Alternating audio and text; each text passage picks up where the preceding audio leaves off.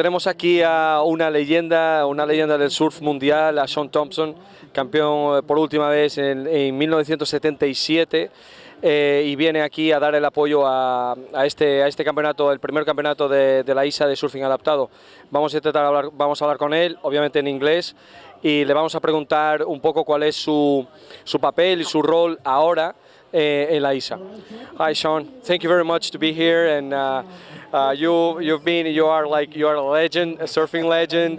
For us, it's very important to be here and to take a step here in this what is the movement in the future of surfing. You know, having a surfing legend talking about the surfing and be here for the first in the first championship of adaptive surfing.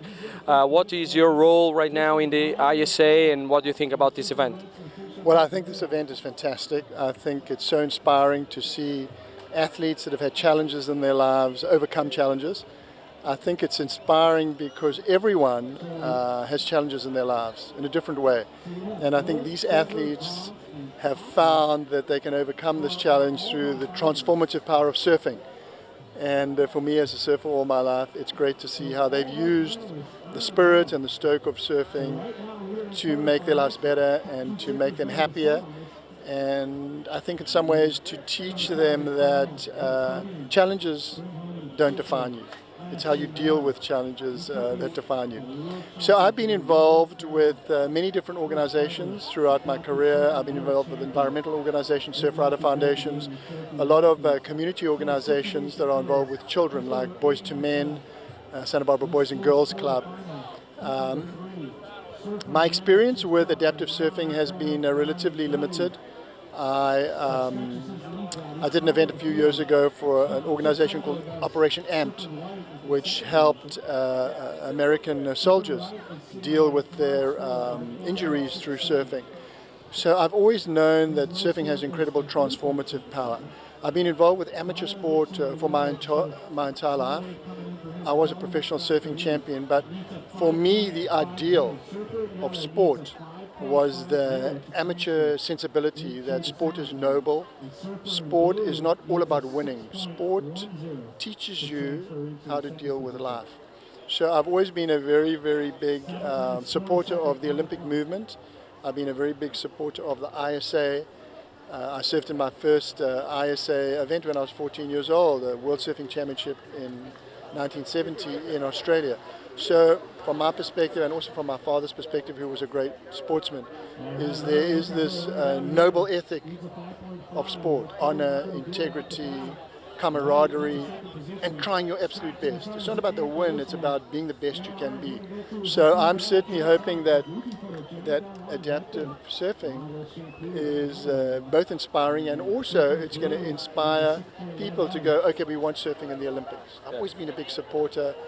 But there's been a surfing movement that is not a supporter of surfing in the Olympics. For me, I've always supported surfing in the Olympics, and for me it would be a dream to see surfing in the Olympics. Yeah, I think everyone's dream, you know, like to get to the Olympic movement. But do you think that surfing will bring that values to the Olympic also to the Olympic movement? Yes, I think the Olympic movement needs surfing. I would say more than any other sport in the world, the Olympic movement needs surfing.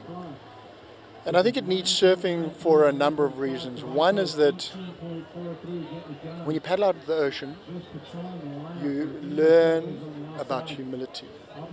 You learn about respect, not just self-respect, but respect for the environment.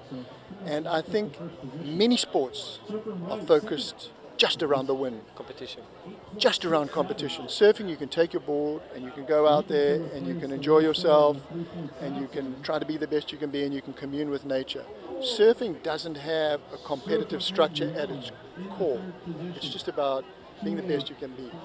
And I think a lot of sportsmen and a lot of other sports can learn this from surfing, the pure ethos of surfing, the ethos of respect, the ethos of humility, the ethos of camaraderie and brotherhood, and that we're all joined by one ocean.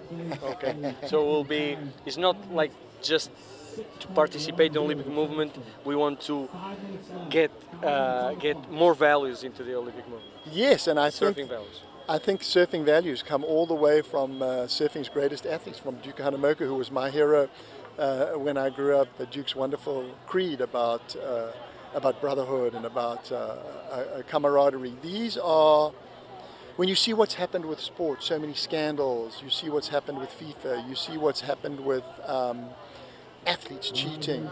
I think surfing can bring a wonderful purity, a wonderful ethic to the movement, and I think we can add to the movement. So as a surfer, I'm very excited, not just to be a part of the Olympic movement, but to see surfing contribute to the Olympic movement and make it better. Okay, thank you very much, Shaun, and hope we get to be on the Olympic Games, and we can change also and support the Olympic movement with the values of surfing. Thank you very much. I hope Thank so. you, Shaun.